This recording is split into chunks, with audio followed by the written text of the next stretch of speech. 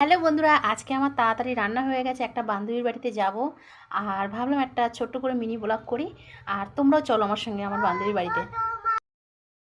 এবার গেটে তালা মারবো। মেয়ে গেটে তালা দিচ্ছে, দেখো। আর যেতে হবে ঠিক এই মাঠ দিয়ে। এই মাঠটা দেখছো, এই মাঠটা আমাদের। আর আমি খালি পায়ে যাচ্ছি কেন, এখনও মানে মানে বর্ষা হয়েছিল তো, মাঠটা শুকায়নি, তার জন্য আমাকে খালি পায়ে যেতে হবে যদি কাদা থাকে।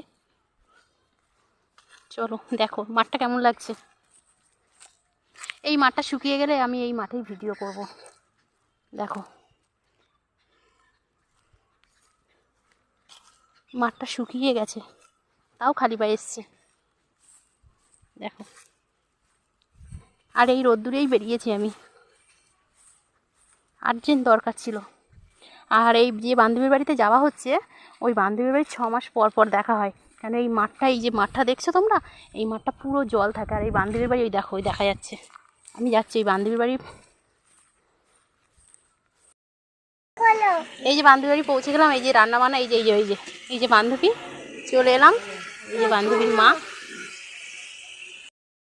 দুই বান্ধবী, অনেকদিন দেখা হয় না, একসঙ্গে খেলা করবে বলে তাই ওদের বাড়িতে এলাম।